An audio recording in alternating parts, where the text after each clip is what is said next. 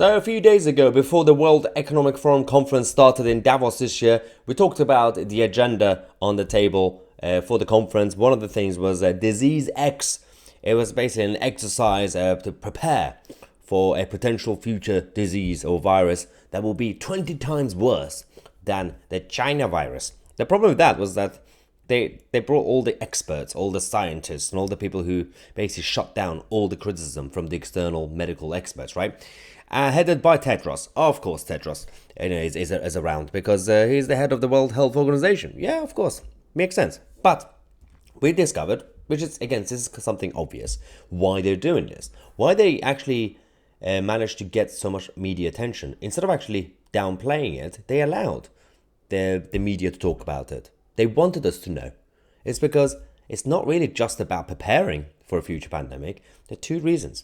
We're going to talk about the main two reasons. Watch Tedros.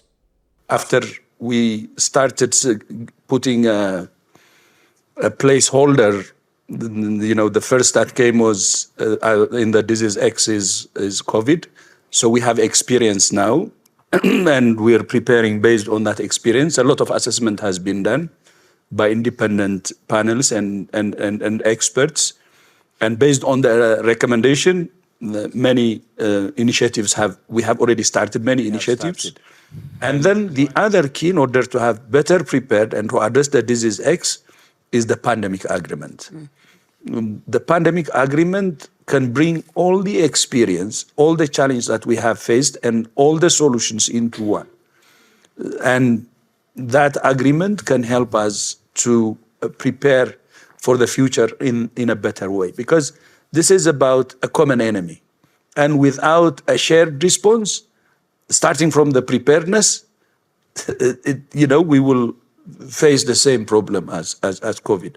And deadline for the pandemic agreement is May 2024, and member states are negotiating. This is between countries.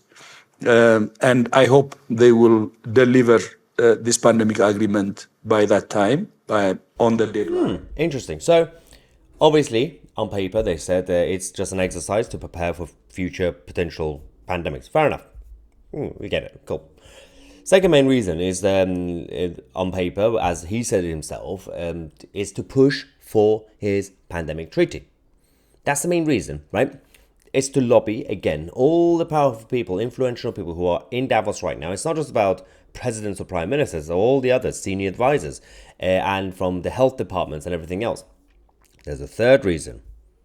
Well, the main reason, first one doesn't count because that was already public. Second hidden reason is look at the websites, look at the list, look at basically the videos that keeps coming out from Davos. Look who has been involved in this exercise, Disease X exercise, the training thing. It's all the people with the stakeholders, all the people who have links to or directly parts of the certain big pharma companies and certain other universities who would be using their experts and their contractors to sign deals with government in a future potential pandemic. So it's basically not just the training ground to prepare for a future pandemic, it's also a lobbying ground so that people could meet each other, by the way, take my number. If it happens next year, 5 years from now, call me. I got PPE for you, for example, or I got a new jab for you. I got this. This is what they're not telling you, but again, it's obvious, but that's the main issue. The World Economic Forum doesn't get scrutinized on those issues. The World Economic Forum gets scrutinized, mostly just media coverage, based on what they say on the stage. The discussions, the panel discussions, the speeches. No journalist goes into Davos and says, mainstream journalists who get a press pass to go inside the conference. Nobody asks people, so what are you talking about behind the scenes? What sort of discussions do you have? Nobody cares.